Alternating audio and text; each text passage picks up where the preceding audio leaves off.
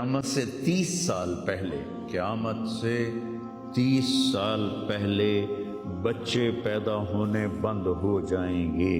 کہ کسی بچے پر قیامت نہیں آئے گی۔ یوم تذہل کل مرضعۃ عما ارضعت، وہ ہولناکی بتانے کے لیے تشبیہ ہے، وہ یہ نہیں کہ ایسا ہو رہا ہوگا، کیونکہ بچہ تو کافر کا بھی ہو وہ معصوم ہے، مسلمان کا بھی ہو تو وہ معصوم ہے، اس لیے آپ نے کہا کہ سارے جو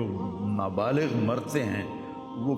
جس مذہب کے بھی ہیں سب جنت میں جائیں گے، چونکہ ان پر تو بھی شریعت لاگو ہی نہیں ہوئی ہے، اور سارے بچے حضرت ابراہیم علیہ السلام کے پاس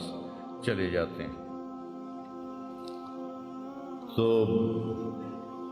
تو حدیث پاک میں آتا ہے جتنے اہل ایمان کے بچے بالغ ہونے سے پہلے، پیدا ہونے سے لے کر 15 سال سے پہلے تک جو فوت ہو جاتے ہیں، سب حضرت ابراہیم علیہ السلام کے پاس ہوتے ہیں، ساری نسل ابراہیم علیہ السلام کے پاس، اور وہ ان کے باپ ہوتے ہیں، اور ان کے ساتھ وہ اپنی وہاں کی جنت کے مزے لیتے ہیں، پتہ نہیں کیا لیتے ہیں، ان میں تو کوئی نہیں پتہ۔ بس آپ نے اپنے بیٹے کے بارے میں فرمایا، حضرت ابراہیم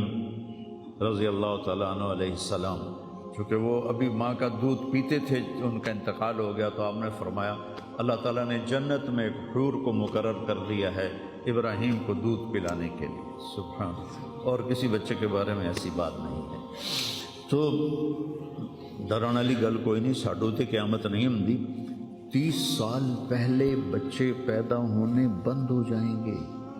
قیامت 30 اور 30 سے اوپر کی عمر کے لوگوں پر ہوگی، اور وہ جانوروں کی طرح ہوں گے، سڑکوں پہ زنا کریں گے، اور ہر انسانی جو اخلاق ہیں ان سے وہ خالی ہو جائیں گے، ان سے وہ خالی ہو جائیں گے۔ یہ امت کے اوپر امتحان ہے۔